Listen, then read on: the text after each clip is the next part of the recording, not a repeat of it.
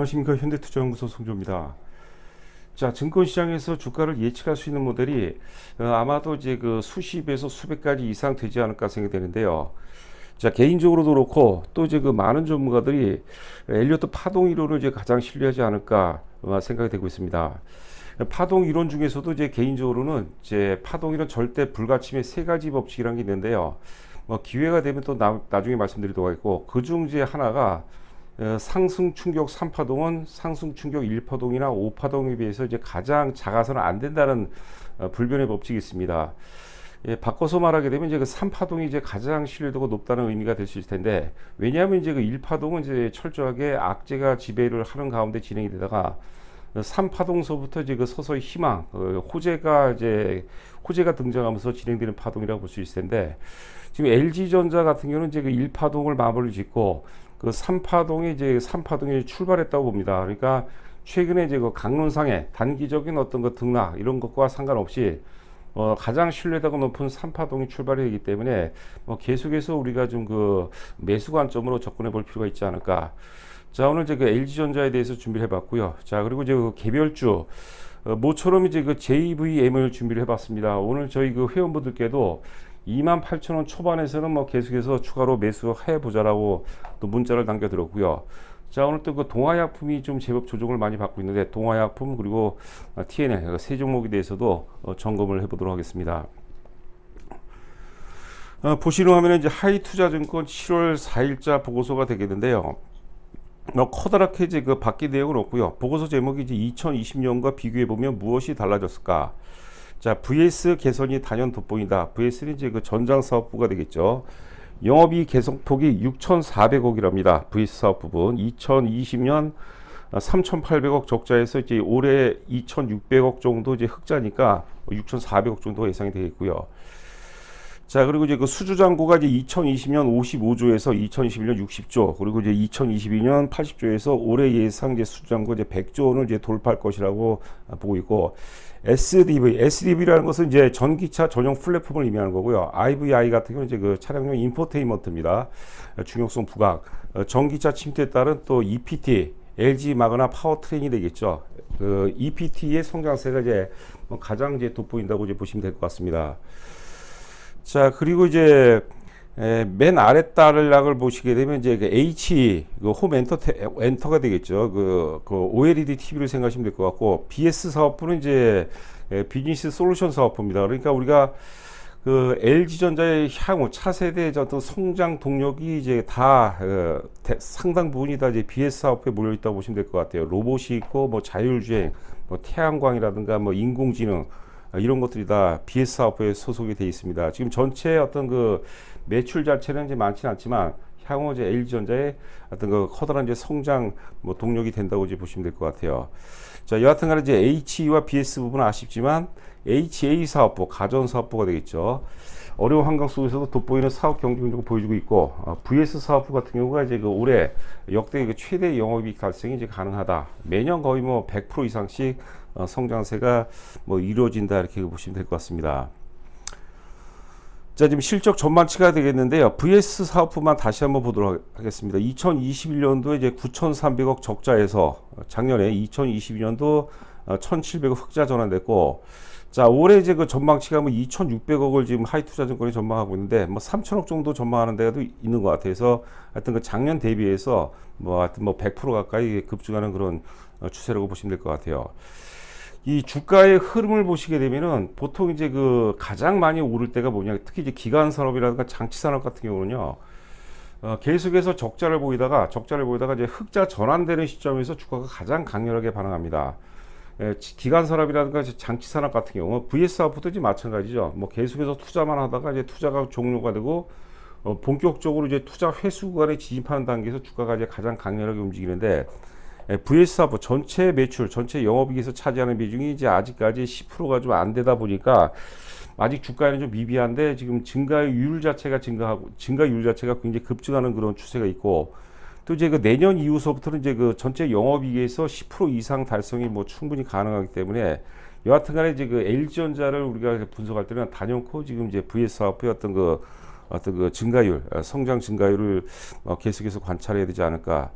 자, 지금 이제 LG전자 자회사가 되겠죠. LG 디스플레이라든가 혹은 이제 LG 이노텍이 두 개 합해서 대략 올해 예상 영업이 한 1조 원 정도로 예상하고 있는데 1조 원을 제외하고 이제 LG전자만 봤을 때 이제 한 3조 5천억 정도 예상하고 있습니다. 하여튼 그 자회사 포함하면 한 4조 한 5천억 정도 예상이 된다고 그러죠. 4조 5천억 정도. 자, 여하튼간에 뭐 실적은 뭐 계속해서 좋아지고 있다 이렇게 그 보시면 될 것 같습니다. 자, 지금 일봉 차트가 되겠는데요. 일봉 차트 보시게 되면 이제 연초서부터 이제 12만 원 부근까지 일파동 상승 이후에 이제 조정을 받고 그리고 이제 다시 지금 이제 그 3파동 출발점이라고 이제 표시해 놨는데요. 대량 거래 수반과 함께 이제 그 3파동이 본격적으로 출발했습니다.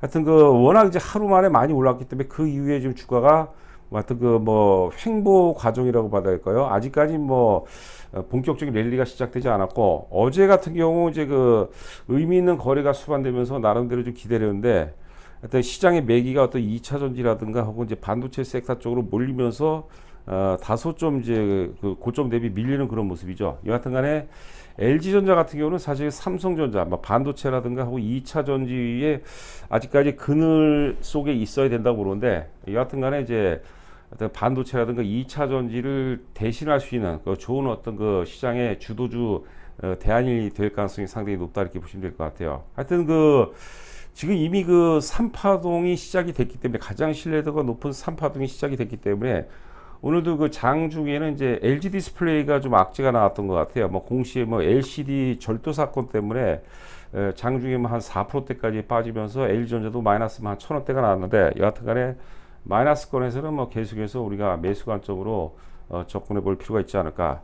자, 이렇게 보시면 될 것 같아요. 하여튼 그 단순 논리로 1차 목표 가격은 이제 16만 원 정도를 제시해 드렸는데 예를 들어서 뭐 13만 원에서 16만 원이면 큰 메리트는 없겠지만 그 최소한 16만 원이고 역사적 최고점이 이제 19만 원대가 되겠는데 16만 원은 여기 돌파해서 뭐 19만 원 갈지 혹은 또 역사적 고점은 돌파할지 어떨지 모르겠지만 최소한 어떤 그 16만 원 정도는 뭐 돌파할 가능성이 높다. 자, 이렇게 그 보시면 될 것 같습니다. 자, 두 번째는 이제 그 JVM입니다. JVM. 그 좌상단에 보시게 되면 영업이익 흐름을 한번 보도록 하겠습니다. 2020년도에 이제 160억, 2021년도에 이제 120억, 그리고 2022년도에 이제 220억이죠. 거의 뭐 배 가까이 급증했고, 올해 예상 영업이익도 지금 이제 자료가 많지는 않지만 그나마 이제 최근 이제 보고서를 보면 올해 예상 영업이 이제 360억입니다. 360억. 222억에서 360억. 역사적 최고점이 이제 35,000원대 정도가 되거든요. 자, 하여튼 최소한 이제 35,000원이고 뭐 충분히 뭐 돌파 가능성이 있다고 봐야 될 것 같아요. 차트를 보시게 되면 이제 그 2022년도 12월 달하고 4월 말이죠. 올해 그 4월 말에 100만 주가 넘는 거래가 대량 거래가 두 개가 터졌습니다. 대략 한 2만 원 정도 부근에서 터졌다고 보는데 저는 2만 원대 이제 그 상당 부분 매집이 됐다고 보는 거죠. 그래서 최소한 2만 원 곱하기 2배. 일반적으로 이제 중소형주 같은 경우 거래가 이제 유통 물량이 많지 않은 것은 3배 정도까지 적용하는 거죠. 3배 정도로 하면 이제 6만 원까지도 나오고 2배만 적용한다면 이제 4만 원인데요. 왜 그러냐면 실제로 이제 거래가 많이 안 되기 때문에 2만 원의 매집에서 4만 원 올랐다 하더라도 100% 수익이 나는 게 아니에요. 왜냐하면 주가를 또 띄우는 물량 사줘야 되는 거죠. 그리고 거래가 많이 안 되기 때문에 한 방에 팔 수가 없어요. 그러니까 실제 이제 마진은 산술적으로 이제 100% 올랐지만 50%가 안 되는 거죠. 그러니까 3배수 정도 올라가야지 정상이라고 보면 될 것 같습니다.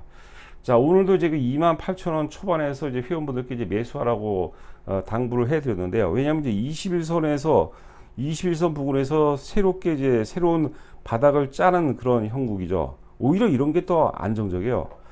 저희 회원 한 분이 대략 한 1,000주 정도 갖고 계시는데 제가 1,000주 이상을 추가로 사지 마시고 한 500주 정도 1,000주 갖고 있는 거에 한 50% 미만에서 이하에서 사라는 말씀을 드렸거든요.